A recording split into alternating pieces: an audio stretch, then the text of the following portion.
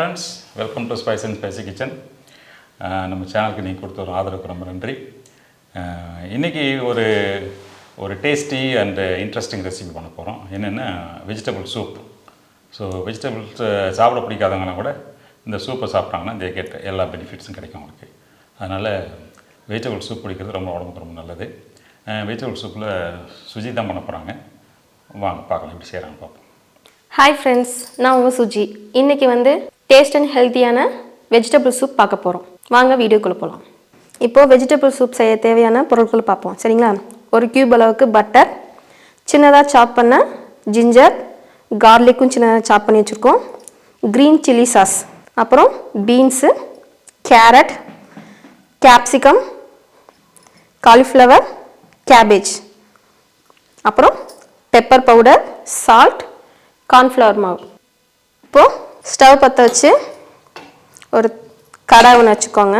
கடாய் சூடாகட்டும். சூடானதுக்கப்புறம் பட்டர் போடணும். இப்போ தவா சூடாயிடுச்சு. அதில் நம்ம எடுத்து வச்சுருக்க பட்டரை ஆட் பண்ணிடலாம்.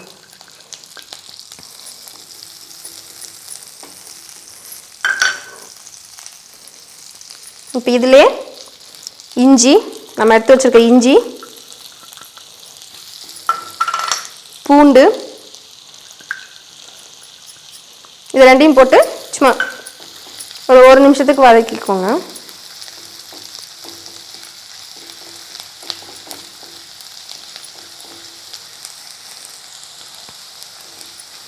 அடுத்து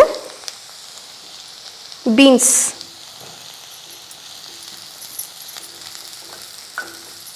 அப்புறம் கேரட்,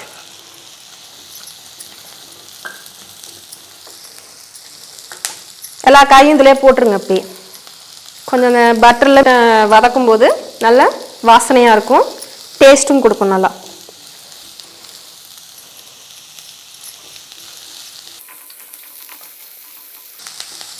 இதுலேயே நான் ஒரு ஸ்பூன் அளவுக்கு க்ரீன் சில்லி சாஸ் எடுத்து வச்சுருக்கேன், அதையும் ஆட் பண்ணிடுங்க.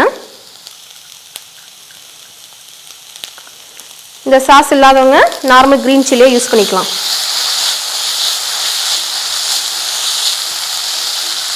ஒரு நிமிஷத்துக்கு வதக்கிக்கோங்க. லைட்டாக வதங்கினா போதும். ஒரு நிமிஷம் ஆயிடுச்சு. இப்போ என்ன பண்ணுறோம், 2 கப், அதாவது 450 ml கப் எடுத்திருக்கேன், அதில் 2 கப்பு ஊற்றிக்கோங்க.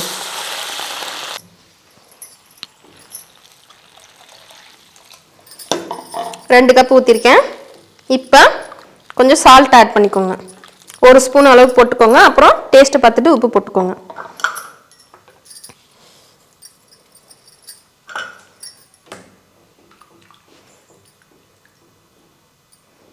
லைட்டாக கொதி வரட்டும். கொதி வந்ததுக்கப்புறம் மூடி போட்டுடலாம். மூடி போட்டதுக்கப்புறம் பார்ப்போம்.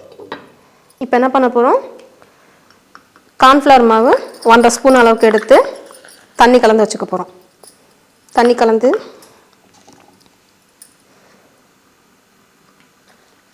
அந்த பபிள்ஸ் இல்லாத அளவுக்கு கலக்கிக்கோங்க.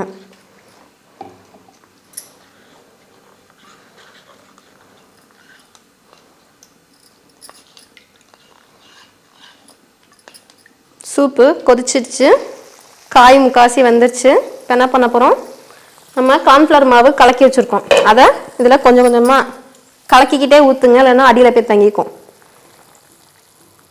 இந்த கார்ன்ஃப்ளவர் மாவு எதுக்கு ஊற்றுறோம்னா சூப்புக்கு திக்னஸ் கொடுக்கறதுக்கு. உப்பு ஒரு டைம் செக் பண்ணி பார்த்துக்கோங்க, பத்தலைன்னா உப்பு போட்டுக்கோங்க. 2 நிமிஷத்துக்கு கொதிக்க விடுங்க, எல்லா காயும் வெந்துடும்.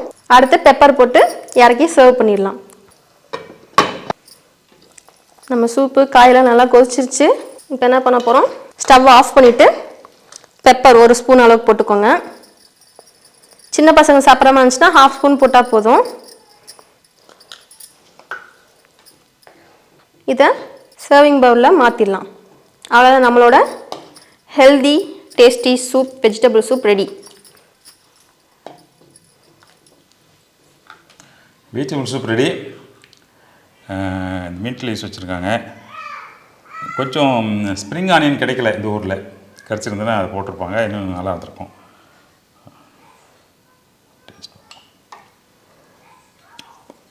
நல்லா இருக்கும்.